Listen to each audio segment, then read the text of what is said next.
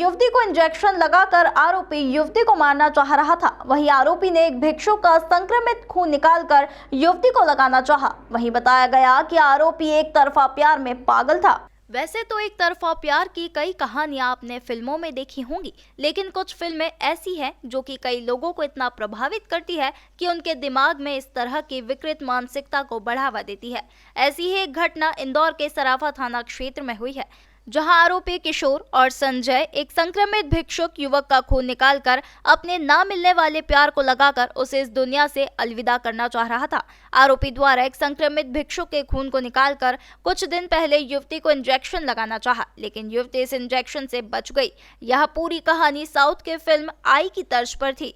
वहीं additional DCP अभिनय विश्वकर्मा ने बताया कि कुछ दिनों पहले सराफा थाना क्षेत्र में एक पीड़िता ने शिकायत दर्ज कराई थी कि एक अज्ञात बदमाश उसका पीछा कर उसे इंजेक्शन लगाना चाह रहा है, लेकिन युवती ने शोर मचाया और वह बच गई।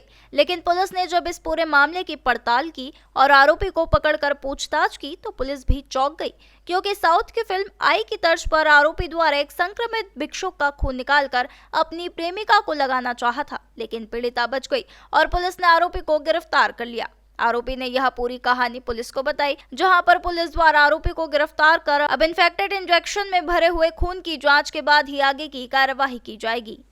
सराफा थाना क्षेत्र में 12 मार्च की तारीख को एक घटना घटित हुई थी, जिसमें एक पीड़िता के द्वारा थाने पर आकर रिपोर्ट किया गया कि वह अपनी स्कूटी से यहाँ पर जा रही थी और अचानक कुछ व्यक्ति उसके स्कूटी के सामने आते हैं, जिसके कारण उसने स्कूटी रोकी है।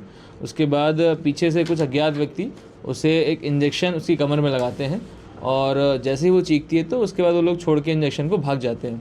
उसके बाद जो पीड़िता है वो थाने पर आकर रिपोर्ट करती है। इसमें मामला पंजीबद्ध किया गया उचित धाराओं में। उसके बाद जब विधिवत पूछताछ करी गई तो उसके द्वारा संदेह प्रकट किया गया कि एक व्यक्ति है जो उसे काफ़ी समय से परेशान कर रहा है, उससे बातचीत करने का दबाव बना रहा है, उसके ऊपर उसने संदेह व्यक्त किया।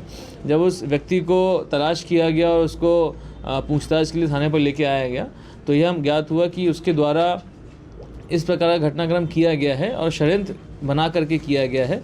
उसने एक काफ़ी समय से इसके ऊपर बातचीत करने का दबाव बना रहा था और लड़की ने जब इससे बातचीत करने के लिए मना कर दिया तब बदला लेने की मंशा से उसने एक संक्रमित रक्त की व्यवस्था करी। किसी एक भिक्षुक के माध्यम से उसने एक उस रक्त की व्यवस्था करी और उसे एक मोटे इंजेक्शन में भर के इसको संक्रमित करने का प्रयास किया, जिसके कारण उससे काफ़ी गंभीर बीमारी हो सकती थी।